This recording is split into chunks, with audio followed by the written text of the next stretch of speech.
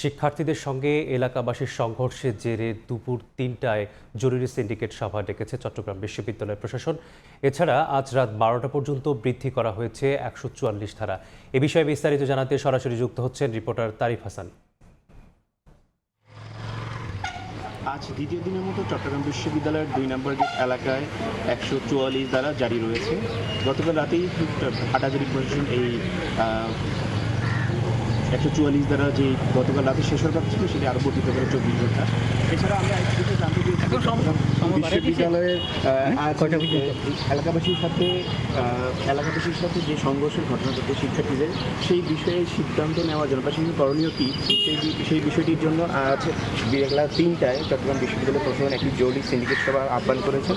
এবং আরও আমরা আরেকটি বিষয় জানতে পেরেছি যে গতকাল রাতে চট্টগ্রাম বিশ্ববিদ্যালয়ের প্রশাসন বাদী হয়ে অর্থাৎ প্রক্টর এবং নিরাপত্তা দপ্তরের প্রধান চট্টগ্রামের হাটাজারি যে থানায় একটি মামলা দায়ের করেন এই সংঘর্ষ জড়িতদের বিরুদ্ধে। পাশাপাশি আরেকটি বিষয় আমরা লক্ষ্য করেছি যে গতকাল রাতে বেশ কয়েকটি ছাত্র সংগঠন আসলে বিক্ষোভ মিছিল করে, বেশ কয়েকটি ছাত্র সংগঠন আন্দোলন করেন এবং তারা জানান যে এই যে সংঘর্ষের সময় বিশ্ববিদ্যালয় প্রশাসনের ভূমিকা নিয়ে তারা প্রশ্ন করেন এবং তারা বলেন যে বিশ্ববিদ্যালয় প্রশাসন তাদের যে ভূমিকাটি ছিল সেটি সঠিকভাবে পালন করতে পারেনি। এই জন্য তারা কালকে বিশ্ববিদ্যালয়ের ভিসি এবং প্রক্রিয়াল বডির পদত্যাগও দাবি করেন, এমনকি আমরা দেখেছি গতকাল রাতে।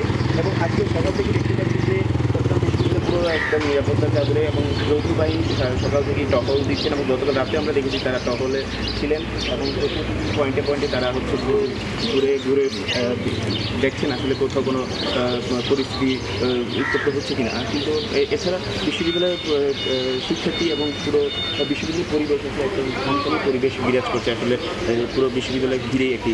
কিন্তু আরেকটি বিষয় আমাদের শিক্ষার্থীরা জানিয়েছে যে ২ নম্বর গেটে ঘিরে সংঘর্ষ তৈরি হয়েছে, সেই ২ নম্বর গেটে ব্যাপক পরিমাণে শিক্ষার্থী আসলে থাকেন, যারা হলে থাকেন না হলে বাইরে থাকেন তারা সেখানে অবস্থান করেন।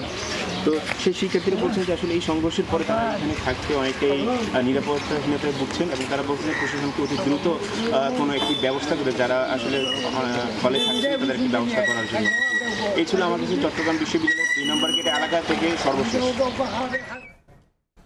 সরাসরি যুক্ত ছিলাম চট্টগ্রাম থেকে।